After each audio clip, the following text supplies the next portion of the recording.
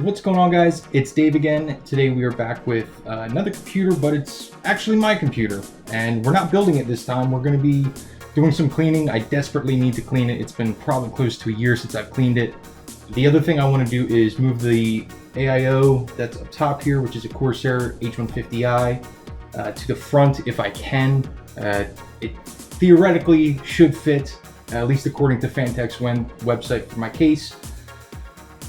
But we'll see. I don't know if I'm going to be able to make it work with the bottom case fan. But yeah, I definitely want to get it cleaned, and I definitely, if I can, want to put the AIO up front. So let's build.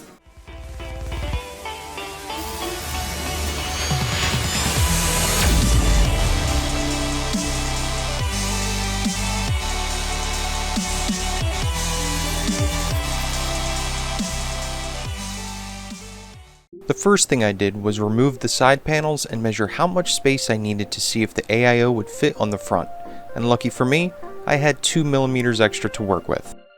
Before I dive into removing stuff, I just wanted to show you all what 2 years of little to no cleaning looks like on fans and filters. I didn't think it was this bad. The next thing I did was remove all the case fans so that I could clean them. When I originally did my build, I wanted as much green lighting as possible, and that meant I needed green LED fans. At the time, the Cougar CFD green 140mm fans and 120mm fans seemed like the best option. So I have 4 140mm fans and 1 120mm fan on the bottom. I removed all the fans and was pretty surprised that they were way worse than I thought.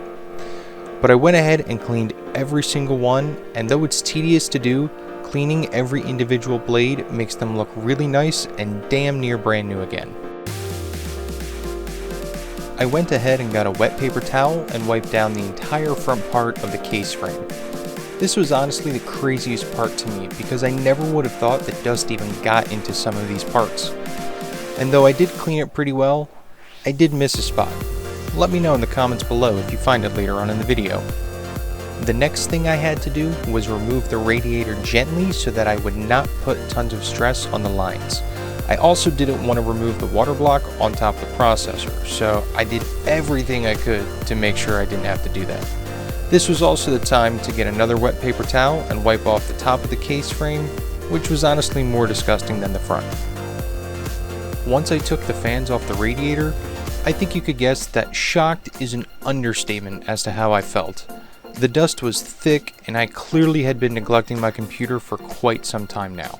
I killed off almost an entire bottle of canned air just to get that radiator as clean as possible. I cleaned the Corsair SF120 green fans, and then I accidentally put the fans on backwards. So I took them off, flipped them, and then made sure that they would be pulling air in through the radiator. A 280mm radiator is technically not supported because you can only get 4 screws into the radiator with where the holes line up on the case. That's not a big deal for me, so I got the radiator mounted, got the case back together, and finally, we are done. The case looks so much better with the radiator on the front. My CPU temps have gone way down, 10 degrees or more in every application I use on a daily basis. And it's all because the radiator is cleaner and getting cooler air now that it's mounted on the front. Thank you all for watching. Hit that like and subscribe button if you haven't already. We'll see you in the next one.